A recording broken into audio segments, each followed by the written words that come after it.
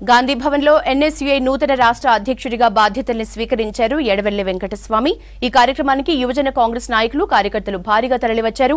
విద్యార్థి దశ నుంచి పార్టీలో చురుగ్గా పనిచేసిన తనకు ఎన్ఎస్యుఐ అధ్యక్షుడిగా నియమించినందుకు రాహుల్ గాంధీ, కేసీ వేణుగోపాల్, ఖర్గే, కన్నాయ కుమార్, సీఎం రేవంత్ రెడ్డికి కృతజ్ఞతలు తెలిపారు వెంకటస్వామి.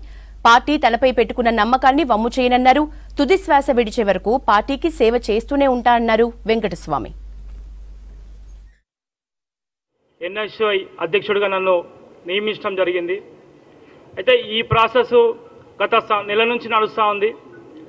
ఈ నెల ప్రాసెస్లో గాంధీ భవన్లో 26 మంది పోటీ పడితే 8 మందిని ఫిల్టర్ చేసి 8 మందిని ఏఐసిసి హెడ్ ఆఫీస్కి పిలిచి ఐఏఎస్ అయినటువంటి సెంథిల్ శశికాంత్ గారు, పంచాయతీరాజ్ సంఘటన ఏఐసిసి ఇన్ఛార్జ్ అయినటువంటి మేడం మీనాక్షి గారు, నా యొక్క నియామకానికి నేను ముందుగా నా గురించి చెప్పాలనుకుంటే, నేను విద్యార్థి దశ నుంచి నేను ఎన్ఎస్యుఐ రాజకీయాలలో ఉన్నాను. కాంగ్రెస్ పార్టీకి కటర్ కాంగ్రెసీ అంటారు కదా, ఆ కటర్ కాంగ్రెసీలో నేను ఒకరిని. కాంగ్రెస్ భావజాలంతో నడిచే వ్యక్తిలో నేను కూడా ఒకరిని.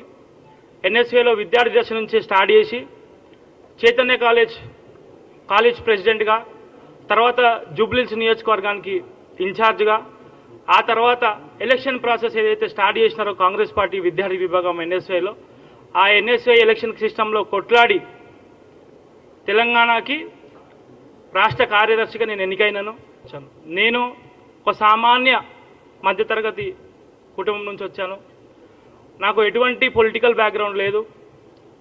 నాకు మా ఫ్యామిలీలో కానీ లేకపోతే ఇంకెవ్వరు కూడా పొలిటికల్గా ఎవరు లేరు.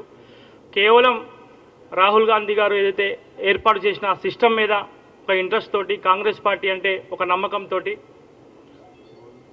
రాజకీయాలంటే ఒక ప్యాషన్ తోటి నేను కష్టపడి ఒక చిన్న కార్యకర్తగా ఈరోజు రాష్ట్ర అధ్యక్షుడిగా అయ్యాను. ఈ రాష్ట్ర అధ్యక్ష నియామకం అంటే కాంగ్రెస్ పార్టీలో, కేవలం కాంగ్రెస్ పార్టీలోనే, అంటే ఒక చిన్న సామాన్య కార్యకర్త, పేద కుటుంబం, ఒక దళిత కుటుంబానికి సంబంధించిన కార్యకర్త, ఒక వ్యక్తిని నేను. అన్ని కార్యక్రమాలు నన్ను చూసి నన్ను సెలెక్ట్ చేసి ఆయన నన్ను ఆశీర్వదించి, ఆయనతో పాటు శ్రీ బట్టి విక్రమార్క గారు, అందరు కూడా పెద్దలందరూ నన్ను నా నియామకానికి మరీ వాళ్ళు సహకరించి నన్ను ఈరోజు ఈ స్థాయిలో ఇక్కడ కూర్చోబెట్టడం నాకు చాలా ఆనందంగా ఉంది.